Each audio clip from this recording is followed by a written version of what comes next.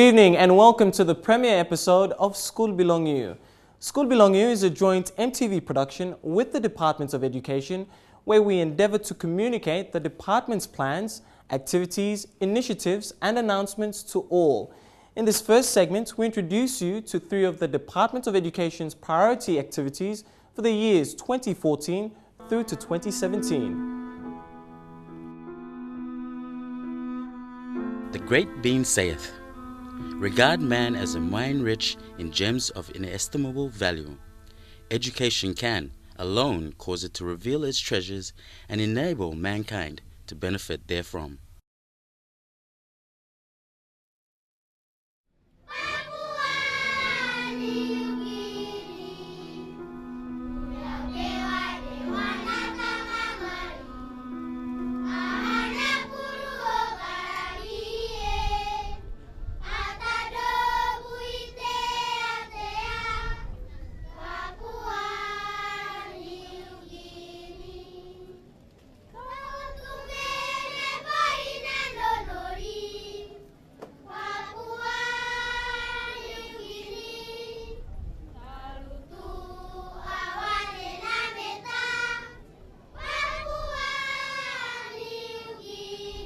Education plays a critical role in shaping the lives of a nation's future citizens.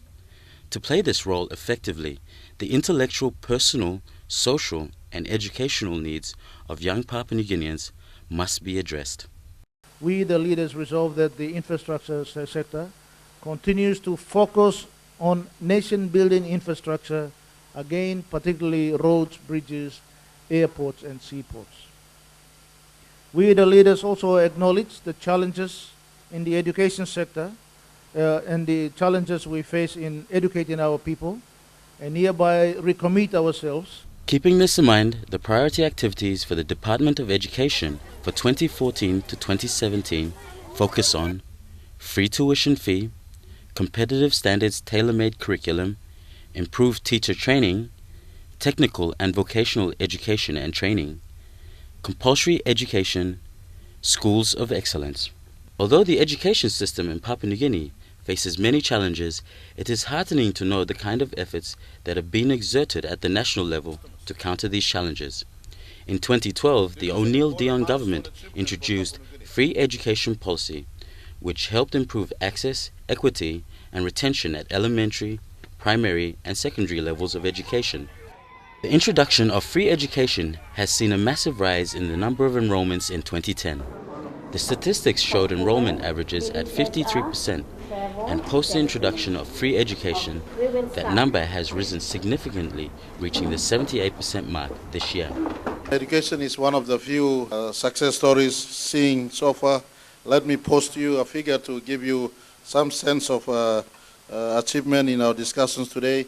Last year, when we came to this meeting, our gross enrollment rate stood at 74%. This year, as we come to this meeting now, our gross enrollment rate is standing at 78%. We've made some progress, and not to forego, especially in 2010, our statistics at that time stood at 53%.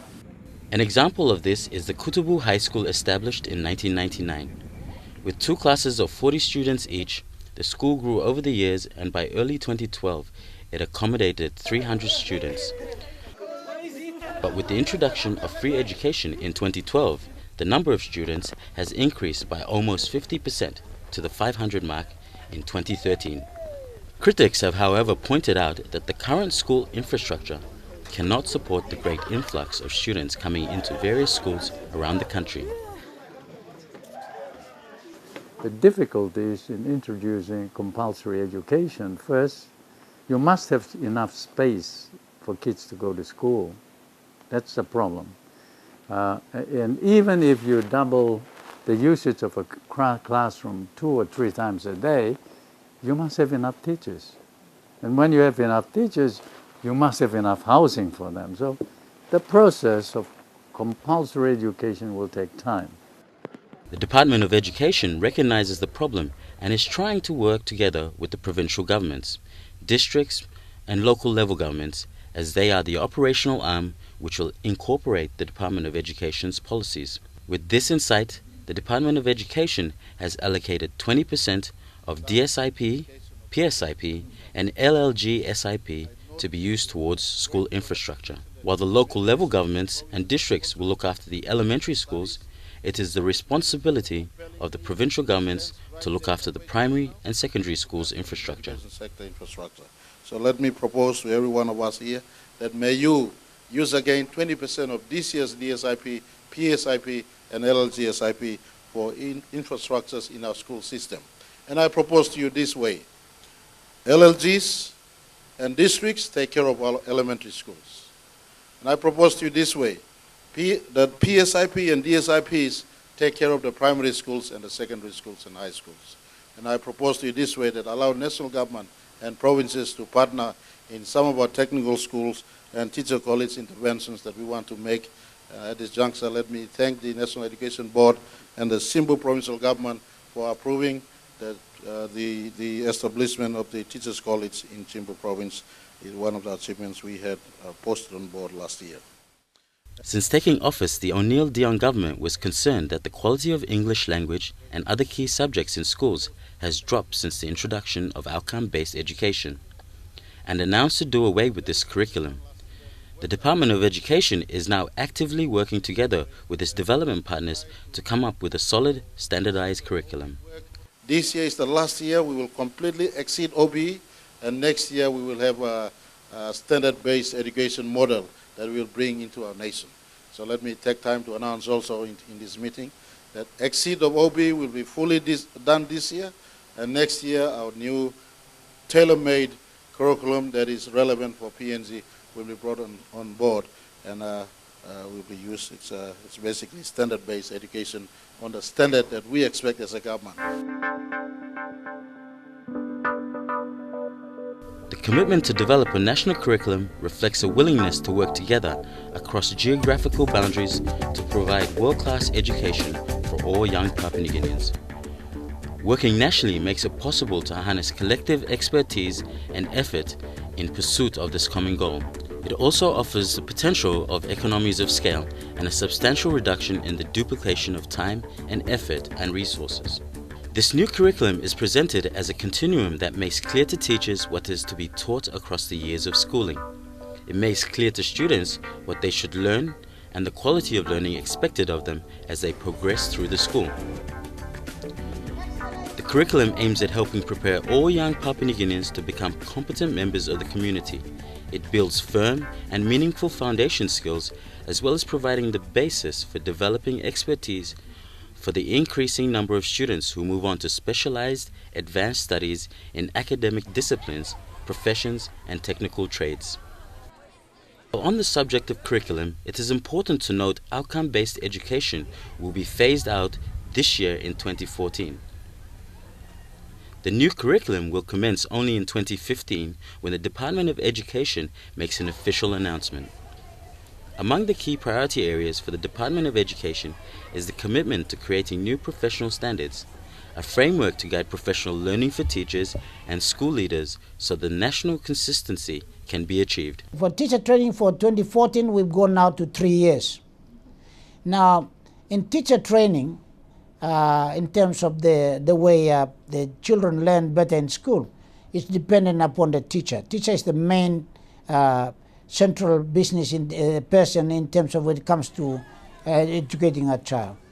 And there are 3 principles of a teacher, or standards by which teachers might have. Number one is one principle is got to do with the teacher's level of education. That's to do with whether they're grade 10 or grade 12. For now, the standard is you must be grade 12 to go to a teacher's college. And number 2, has got 2 sections to number 2. One is the teacher's amount of professional education. That is to do with how long the teacher is trained. It be a 3 year or 4 years. So if they're at university, it takes 4 years. For now, we are now going to a 3-year teacher training. So that's the amount. And then the other part is the teacher's type. Type is got to do with specialization, whether you're qualified to teach science content or mathematics or English and literature or in social studies. Those are the type, the specialization in this called the teacher's type. So number 2 is teacher's type and the amount of professional education. And number 3, principles of teacher training is got to do with teachers' competency in English language.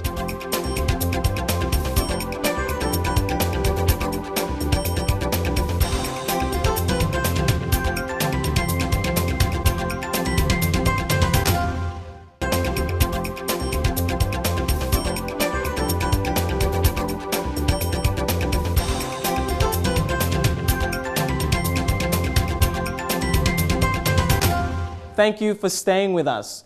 Technical and vocational education are extremely important in improving and progressing PNG's industries and supplying a capable workforce.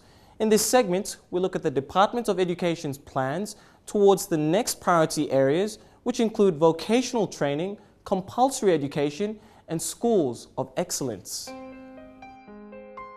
Technical and vocational education and training, which is one of the priority activities for the Department of Education, has emerged as one of the most effective human resource development strategies that PNG needs to embrace in order to train and modernize their technical workforce for rapid national development.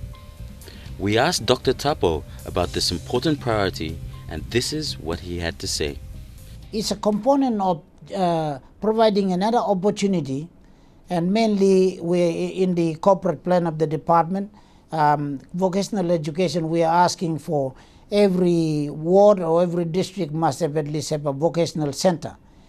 This is, all children are born smart, but some children are smart in the using of the what you call technology. Now, when I say technology, I don't mean you have a mobile phone or a computer. You know, those carving is a technology in a real meaning. In those days when computers were not around, it's a technology. Making a canoe, making a garamut, that's a form of using an instrument. All right, and it's broadened, or it makes sense to development of that knowledge of making an instrument. Vocational education is providing a pathway for those people who now find maths and science maybe good enough, but they want to probably go to an area where they use their hands, they use their eyes, they use their minds more fruitfully by doing that. And that's why they probably like to do building construction, they probably like to do plumbing, they probably like to do maintenance of car. Maybe these days in the towns, in the cities, people are now into undoing the mobile phones and putting new pieces to it, or computer. So vocational education one day will become another level. But for now, vocational education provides the opportunity for children to be able to venture into trying to make sure that they're interested in those areas so that they are able to have a means of living.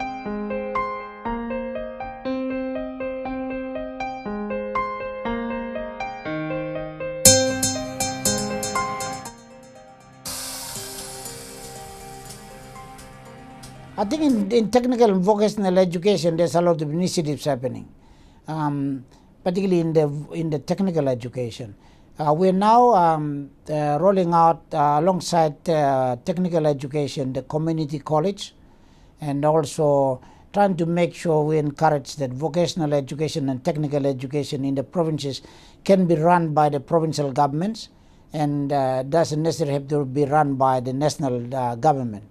But some of those things can be actually be shared by both national and provincial governments in terms of trying to co-fund and run these institutions to provide opportunity to Papua New Guineans who want to go to technical education or vocational education. With regards to the next priority area, compulsory education, this is what Minister Marape had to say. Government has introduced the compulsory education policy. This year we want to make compulsory education policy at elementary 1 work. Now we can't have compulsory education at all levels. Why do I say this? Technically and for quality, most have gone past school years. So it is essential and compulsory for those that are coming first into school, and not those who've left school. We just bring them at all levels. We will crowd up the classes with no actual quality preparations. So compulsory education policy is one policy that the O'Neill Dion government came up with, and we're rolling out this year and ask all schools at elementary to embrace. And finally, the final priority areas are the schools of excellence. Schools of excellence are high schools that are either academically superior or demonstrate dramatic gains in student achievement. These schools serve as models for other schools throughout the state. As Dr. Tapo explains. As you know, the School of Excellence focuses mainly, as we began in the last 2 to 3 years, have been on trying to improve the current what we call national high schools to bring them to the level where education at its best can be offered. The good teachers, the quality of the curriculum, the quality of the supporting resources like the special equipment in the science lab. Those who teach geography will have a special what you call resources that complement the teaching of the geography. In science, you have the earth science, the biology. Those are some areas that will be, and chemistry. Those are some areas where special equipment will be provided to the schools in teaching national high schools, and also the secondary and high schools where specialist subjects are being taught. Improving of the way teaching is taught and the way the way they teach and the way learning is done in the schools will eventually result in children proficiency in the learning areas.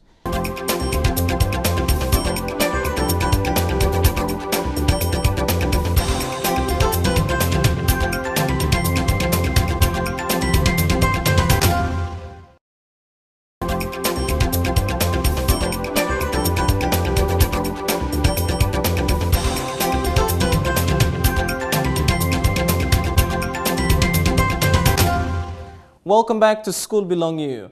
Tuition Fee Free, or TFF, is a priority project for the Department of Education and the government of Papua New Guinea. 605 million kina is directed to tuition fee free, showing you just how significant it is. The Secretary of Education now explains in detail tuition fee free, commodity components, the curriculum, and much more. Dr. Tapo explains more about the tuition fee-free policy from prep to grade 12 and the initial payments made this year. He says there is a great importance for schools around the country to communicate with the Department of Education by providing accurate information with their banking details. He says there are two main reasons why schools don't receive their TFF payments. That is, by either providing details of accounts which have been closed or schools which are in question from 2013 payments. 8,419 schools who had their accounts open and have got all the signatures and have got all the necessary requirements by which the money should be given based on the 2013 enrollment figures. 8,419 of them have got the money paid in their accounts. These are elementary, primary, high schools, vocational schools, flexible and open distance education, if you like, the short name is FODE, and the vocational centers. They should have got the money, including national high schools. Now, there are some schools who did not get their money. There are reasons behind it. There's some 2,000 to 3,000 schools or more that we hopefully by next week will be able to print the name in the newspapers. Those schools withdrew their money when they got the money last year. So given that their accounts are overdrawn, given the behavior and the attitude towards drawing all the money, those schools are now on notice. And with the banks and the Department of Education, we are now working to try to make sure that when you get the school money, it is meant for the purpose of the learning materials, the teaching materials, the schools using the very basic requirement to be able to conduct school education. On that basis, those schools will not get the money immediately, and hopefully in the next 1 to 2 months, we will be sending their monies to school. But with it will come the Secretary Circular, with which will come the ministerial policy statement, which will help the schools to realize that the money you're being sent from the tuition fee is to help you conduct the school education, to help you to make sure the children get the best education they need to have, and to help for you to realize that teachers can deliver the teaching to the best of their ability, given the very minimum basic resources, given the money that the government is going to give it to you. So we also trying to remind all schools who are getting the money this week, from last week, and they're going to, and from this week onwards, starting Monday onwards, we'll use the money to realize the importance of using the money for the right purpose. Project fees and agency fees are also highlighted as important issues among many parents and schools around the country. Recognizing the confusion and reports he received at the commencement of this school year, Dr. Tapo outlines the ministry policy statement on project fees. Project fees are not mandatory by all schools in Papua New Guinea. Project fees are only charged, and if they are being charged, and these project fees must be submitted by the school board, whether it's Board of Management, Board of Governors, and the governing councils, and it is sent to the Provincial Education Division or District Division of Education by the provinces. In the case of national institutions, the governing councils, to be able to see the reason why the project fee is being charged, and then to approve it, and based on the reasons of why it is being charged, and then only then, when the approval is given, you can then collect money from the parents. Until otherwise you get the approval from the Provincial Education Board with the decision number, any school or any Board of Management collecting money without a decision of the Provincial Education Board or District Education Board will be breaking all rules, because you are not allowed to charge project fee unless otherwise it is approved by the Provincial Education Board, which is under the Education Act allows it to make the decision on that. Now that is not the same as aspect. That is not the same as agency fees. Some churches have got what you call agency fees. For agency fees, in 2014, we have not approved any agency fees. So churches who are charging agency fees, trying to use the tuition fee free money, the message is this: until otherwise the National Education Board receive as a requirement of the law, Education Act, and from the submission from the agency, don't charge education fees unless otherwise you have submitted through the National Education Board, and once it is approved, only can you charge agency fees. Accurate and timely financial reporting is expected in all areas of government, and when a large sum of the budget is directed to a priority sector like education, it is the department's mission to lead the way and spend wisely and properly, ensuring all needs for the key areas of education are met.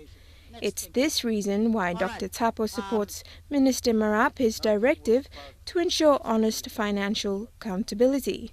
Now, through the Secretary Circular and the Ministerial Policy Statement, in the next 2 weeks, we will be able to describe what you can do and what you can't do in terms of the tuition fee free and the reporting of that money. Now, up until the end of December, or if you like, up until last week, Friday, a lot of schools and a lot of Provincial Education Board have not reported on the usage of the money.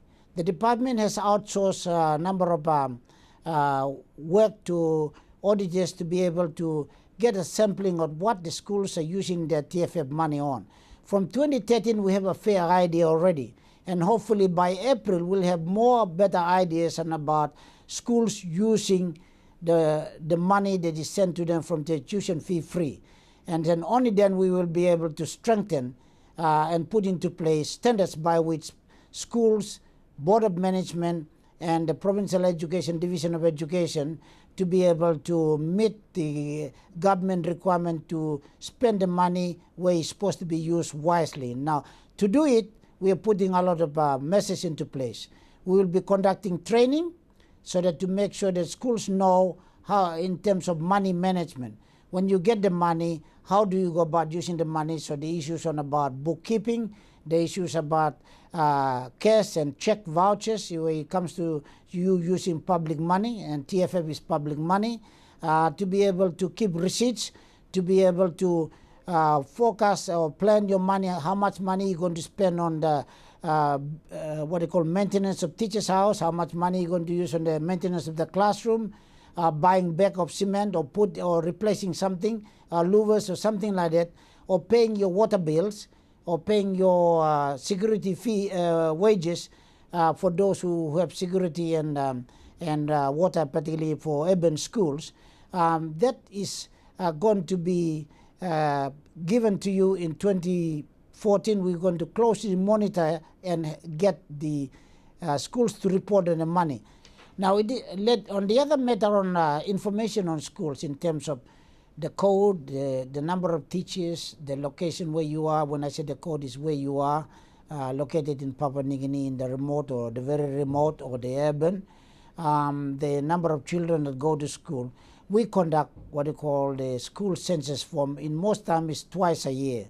We would like the principals, the board of management, the school community to play some role in making sure that the head teacher or the principal of those schools and the board of management or board of governors are communicating with the Provincial Division of Education to make sure that census or information on the forms are as much as possible accurate.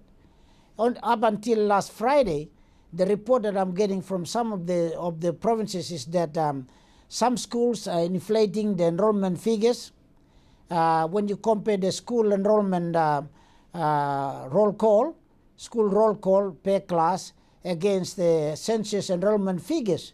I have evidence in Waigani, as from last Friday, of schools around the country that on the roll call, where you keep for students' attendance, the number of students are very much less. But in the census form, the numbers have been inflated nearly twice or three times the number. Now, that is bad practice.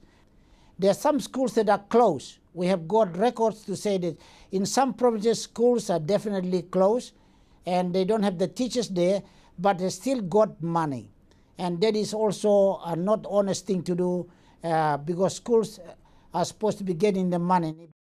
TFF is considered as a cash component, which is electronically transferred into school bank accounts based on each child. An additional commodity component will be distributed by the government to each child also. This year, students are expected to receive a school bag with a book, ruler, pencil and Bible. If the system works this year, says Dr. Tapo, the department will be committed to distributing it for the years to come. The motivation behind commodity component is to keep the child interested in attending school and being well supplied. Fortunately, this year in 2014, between now and about at the end of April, government will use the money that we got last year, 40 million kina last year for the commodity, is now being mobilized, and that schools will get pencils, rulers, roll books, chalk, duster, meter rulers will be supplied to schools for schools to use, because we have got the money that went out to tender, and already the company that has won the tender is now rolling out the commodity component. Hopefully by April, May, all schools will get that additional resources for the children and the teachers in the school. In 2015, the same thing will be rolled out to schools, so that you can actually sanction that commodity component. Looks at the very basic need teaching and learning materials, and the infrastructure we assume is going to be looked after by the provinces through the DSIP. So the provinces schools will get the benefit directly from the provinces. Curriculum resources will be again paid by the government through the Department of Education and sent to the provinces. Those are some of the areas, and teachers, obviously, will be trained and will apply for schools and will be positioned in the schools where the need is. Dr. Tapo describes this year as the year of transition, as schools around the country continue to use the outcome-based education curriculum. The department plans to phase it out with the introduction of standard-based curriculum model from elementary to grade 12. In 2014, we begin to now implement the school curriculum. If you like, people have been referring to the school curriculum in the last 7 to 10 years as outcome-based education curriculum. So The government did call for a report on that. A report has been done. We are now beginning. We are now paying particular attention to standards and education standards. Standards got to do with things that are mandatory, like the school structure. I did explain that the government is now committed to now look at the school education system, which will have 2 years of elementary from the current 3 years of elementary, and then go to 6 years primary education from the current 6 years of primary, which is start from grade 3, 4, 5 to grade 8, and then the 6 years of secondary education, which right now is 4 years. It goes from grade 10 to grade 12. We will now go from grade 7, 8 to grade 12. Grade 12. This is the new system that the government is asking. So that's called the school education system, and the school structure likewise will address that in 2014. I think people have heard the Prime Minister of the country and the rest in the recent summit. They said that our education system could be better. But up until now, according to the people who've seen it come, they said we probably have failed our country, our people, because of very structured system that is not. Education system is a structure of the school system that has not allowed all our people to access education throughout. And so our people could be better, but they are not. And I think it's the right way. Now it's the right time. Given the government is going to resource the way our children go to school and the kind of education, I believe is the right way to go. And the Ministry in Education, and particularly Department of Education, is well behind it to make sure that the new structure and the new education system should be developed to be able to make sure that children go to school, stay in school all the time, and teachers are well trained, and curriculum does address that. So that means in 2014 we also implement what they call the standards-based curriculum. We're going to pay particular attention to the content or the syllabuses that determine the body of knowledge, skills, and attitude, so that it defines exactly the depth and breadth of the curriculum. Like in science, how much science can you teach from elementary to secondary education? Like in natural science, as you begin in the basic education, and when you go to high schools, you specialize in particular discipline in science, like biology, chemistry, earth science, and physical science. Those are the specializations as you get to the end of it. And so those are the issues about standards. And so in mathematics, the same. In English, it'll be the same. People being very fluent and proficient in the English language from the start, in teaching English as a subject in the elementary schools.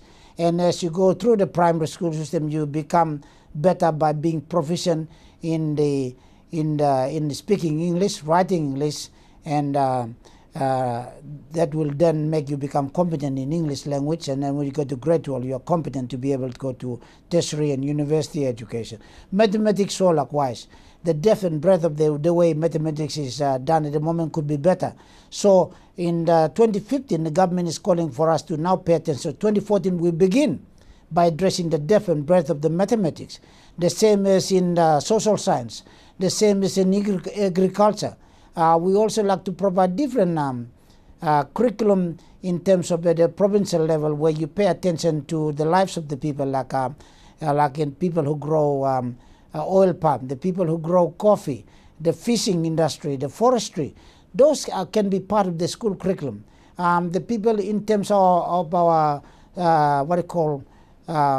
education, our religious education, in terms of what do we do to bring people in terms of the morals, in terms of upbringing. Those are very important. The health education. Those are some of the what you can call related issues to do with the depth and breadth of curriculum, or the standards-based curriculum model by which we will address. Another equally important focus is to improve teacher training. This year, the department will introduce a 3-year format for the teacher diploma program. Dr. Tapa also highlights the positive impact of improving inclusive education for teachers, allowing them to handle children with different forms of disabilities. Training for 2014, we've gone now to 3 years. Now, in teacher training, in terms of the way the children learn better in school, it's dependent upon the teacher. Teacher is the main central business person in terms of when it comes to educating a child. And there are 3 principles of a teacher, or standards by which teachers might have. Number one is one principle is got to do with the teachers' level of education. That's to do with whether they're grade 10 or grade 12. For now, the standard is you must be grade 12 to go to a teacher's college. And number two, it's got two sections of the to number two. One is the teachers' amount of professional education. That is to do with how long the teachers train. It be a 3-year or 4-year. So if they're at university, it takes 4 years. For now, we are now going to a 3-year teacher training. So that's the amount. And then the other part is the teacher's type.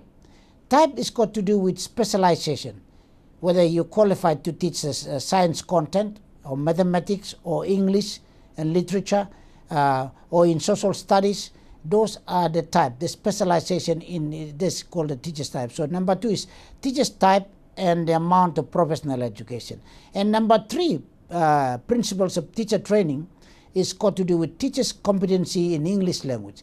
In the developing country, you can go back 100 years, or you want to go back to the future, next 100 years, the story is the same.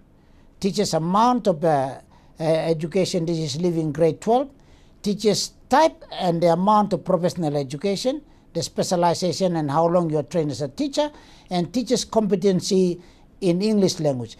If in Papua New Guinea, if the teacher education providers provide that, then only then you can talk about quality teacher education, because the standards are met around that standards I've just described for you. Compulsory education is a policy in some countries around the world, and this year the government of Papua New Guinea has decided to make compulsory education work for the elementary level. Dr. Tapo describes the benefits of compulsory education. Some people may be already trying to criticize the compulsory education, but Papua New Guinea, like the rest of the world where we already have begun to put our Vision 2050, we're trying to rank ourselves with the rest of the world where we become in terms of the resources, where we come in terms of our human resource development. To be out there in terms of to play the role and to be competitive with the rest of the nations of the world, compulsory education is the pillar by which we will have to focus our attention on. What it means is that if we dream that all Papua New Guineans will have a life to go by, and have a future to be able to plan what they want to do in their lives, and for in terms of social, in terms of economic development, in terms of scientific and technological advancement, compulsory education is the main enabler by which all Papua New Guineans will be able to enjoy. So towards the end of the 21st century and the start of the 22nd century, what we want to do is the Papua New Guineans will have a future to go to. And with all the priority areas covered by the Secretary, the question of maintaining the consistency of delivering cash components, commodity components and teacher service is described in the ICT-based performance measurement system. This system, says Dr. Tapo, allows for an effective way to measure the performance and report on areas where there is success and where there are areas that need addressing. It's one way the department can monitor the progress of all those involved in the education sector. In the 2014 onwards, the Department of Education is big and has done a lot of good things, but at the same time there's a lot of impediments too that could be corrected and could be brought up to speed. And from 2014 onwards, we are looking at a smart way of maybe having to measure or assess our performance and be able to report it on timely basis, like tuition fee free. As the government gives us, like in 2014, 605 million. We want to tell the government at any time of the year where we are in terms of our projection against the money we have already delivered and against what is being used. So we can, through that performance monitoring and measurement system that we are now putting into place, we can now know. Similarly, in the school curriculum, and all the way the school curriculum is actually being, in terms of procurement, to ways being delivered, and how it's been done by the provinces in terms of measuring where they are, as well as inspections. How many inspectors have been inspected, how well are we doing in terms of the money we've been given and given to that. The impact projects on accommodation and transport with inspectors, that we need to know how it is performing. So we have a lot of impact projects for the 2014, and we have adapted and we have developed a system, and it's now about to begin as from the end of this month and early next month, where we now can track our performance and measure it. And you know as well, let me say that it's not only performance measuring, you know, through the MTV, we got this program that's going to come up to where we're going to be speaking to the rest of the nation about where we are, what we are delivering in terms of government's priority areas, what we are not doing well, and what we think should be done well by talking to the schools, the teachers, and the provinces to be able to be with us all along in 2014 to make sure that implementation of the government policy priorities.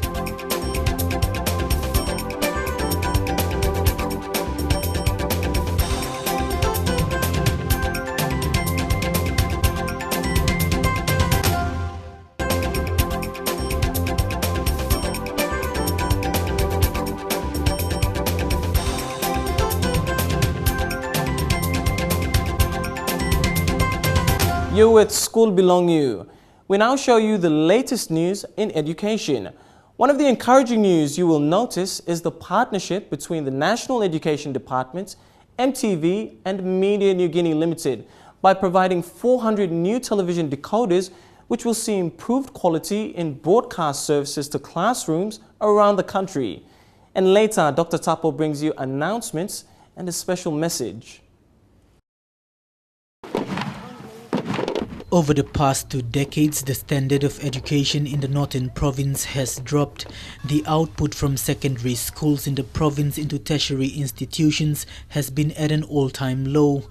Statistics show that between 2008 to 2010, no students were selected to the University of Papua New Guinea. This example is an indication of the drop in education standards in the province. Provincial Education Advisor Mino Vegoli admitted that the standard has dropped and immediate action must be taken to address this situation. The standard of education in this province, many have said, has fallen. And we have to somehow get things done in order to boost the students, motivate the students and teachers so that the standard of education can be able to sustain and improve. This is Kemabolo Primary School located in the Rigo district of Central Province. This school is no different to schools throughout the country, but what makes it special is the determination by the surrounding community that saw through the completion of vital school infrastructure. This includes a new library and computer laboratory. We now officially open the library and the computer lab of Kemabolo Primary School and Elementary Schools. Funding came from Strong in People, Strong in Nation, an initiative of the Australian government working in partnership with the PNG government to deliver grants and capacity building services to organizations.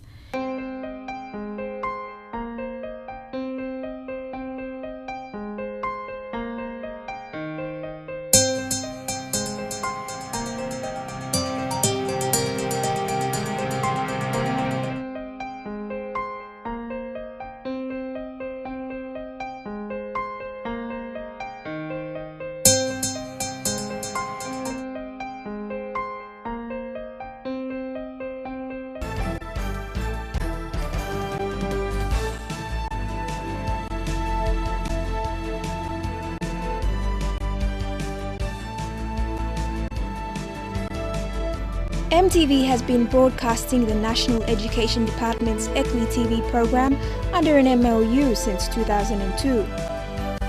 The Equi TV program is a way around infrastructure and communication problems with regard to delivering quality education service to schools, including in rural settings.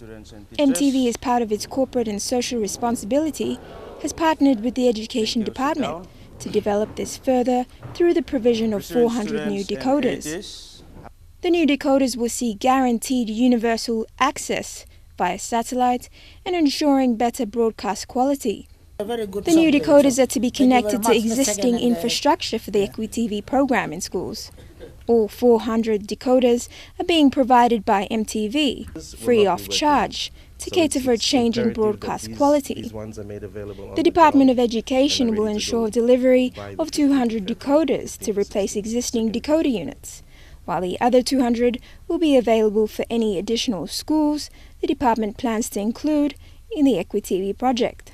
MTV has switched over to new decoders for the classroom broadcast program, and in case any school are unable to view the program, they can contact the Media Center at Department of Education. I would like, in concluding, make the following comments. First is that for the first term, I would like to encourage all the school boards and all the school principals in the provinces and in the districts to make sure that all children must go to school. We ask all school boards, all principals to ensure that in the first term there should be no impediment. All children must be accepted to go to school. And I'm asking everyone to be able to stay on this to make sure that every children that's supposed to school must go to school. Every boy, girl that's supposed to go to school must go to school. So that's for the children. And for the teachers, we are asking all teachers to make sure that your resumption duty forms are checked together with your head teachers to make sure that those forms are sent to the provincial education boards through the Division of Education, and that the provincial education advises, as soon as you receive these forms, the resumption of duty summary sheet forms and the EDB 12, the resumption forms and the commencement forms for the new teachers and the practicing teachers are forwarded on to Waigani as soon as you can. Every week these forms must be forwarded to Waigani so that teachers can remain on payroll rather than being put off when it comes to putting them off. So we would like to make sure, I encourage all school principals, all school boards to make sure the teachers' resumption of duty sheets are submitted to the Division of Education or district and forwarded to Waigani as soon as you can. And all teachers who are supposed to be resuming duty should have resumed duty and must be in the classroom. And all teachers commencing duty for the first time, the new teachers, must now be already in school. If you are not, you should now be communicating with your provincial education boards and your provincial education advisors to make sure that they know you are still going to arrive at the school so that they will expect you arriving in school. Some teachers, particularly the new graduates, and some teachers who are supposed to be in schools have not yet arrived as I speak.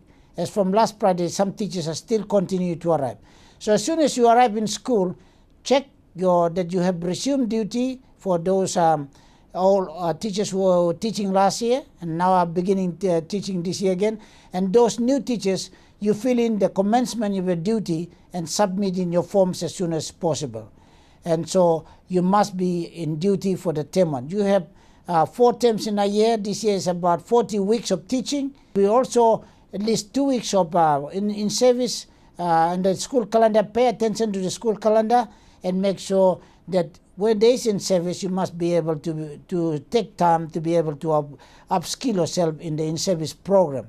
In the case of teachers on payroll, there are a lot of teachers who are on payroll that no longer are teaching. We ask all provinces to check that those teachers who have been on a payroll for 2013, if they are not teaching, please ensure that Waigani is informed so those teachers are removed from your list and therefore do not draw on from the salaries that's given to the province. I also ask that those teachers who have retired, we would ask the provinces to factor that cost and make sure that they are paid their salaries. Last year, there were teachers who have been retired who are still on payroll when they're supposed to. The teachers who have died must be removed from the payroll of the provinces. We have found in Waigani that teachers who have died are still on payroll. So I ask the people to check to carefully that it is the provinces that you must correct your record to make sure that Waigani likewise make sure that the people who are not supposed to be in payroll are removed. It's not a very big problem, but I'm asking provinces that if one or two people draw from salaries, there's enough money to engage a new teacher. So on that basis, I ask people to check their records carefully, and so payroll in Waigani able to do it. Let me now talk about the rec leave that has been a concern. Recreational leave for all teachers is the responsibility of the province.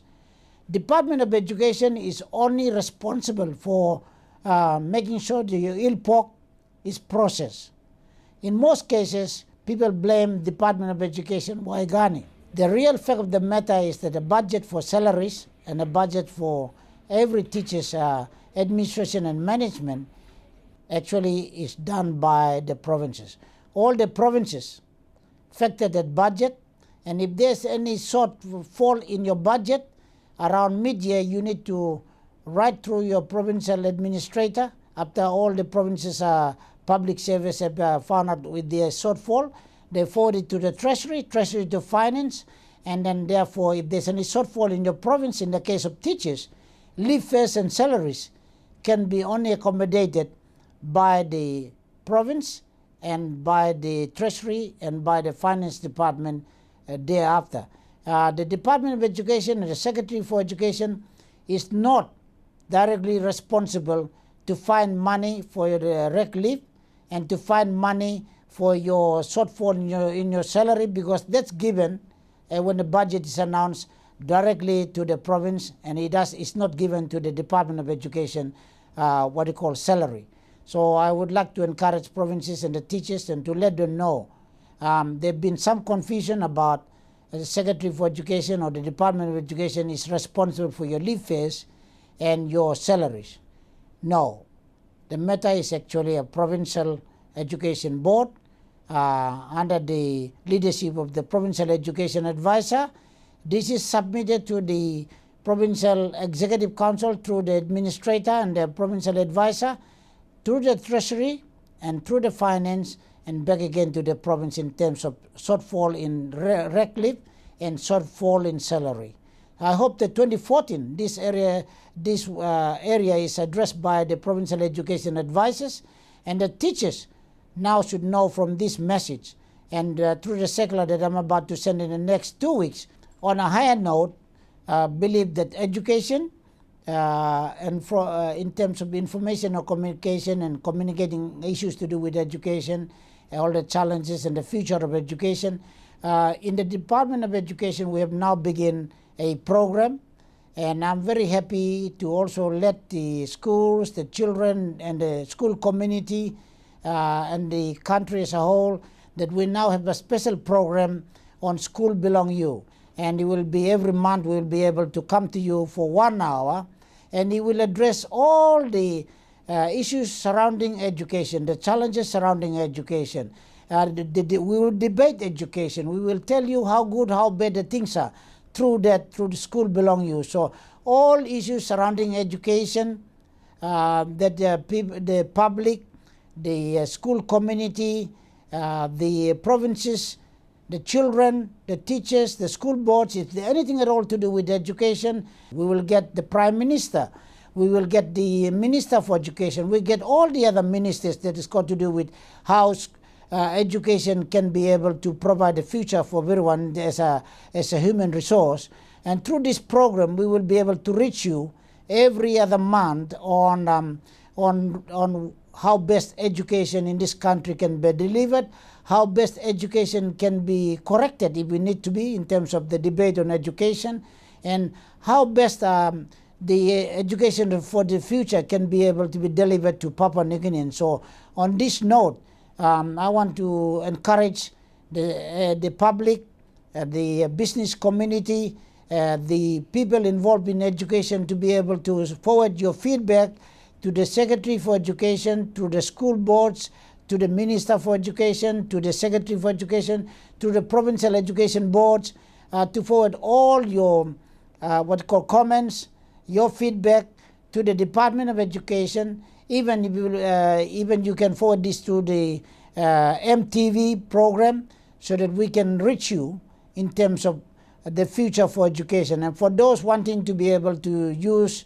the government machinery, like writing to the Prime Minister or writing to the Minister for Education, and writing to the other ministers for government, of government in terms of education, particularly like building new schools, looking at new curriculum that can be done at the provinces, how we can train our teachers better, any issues at all is affecting education.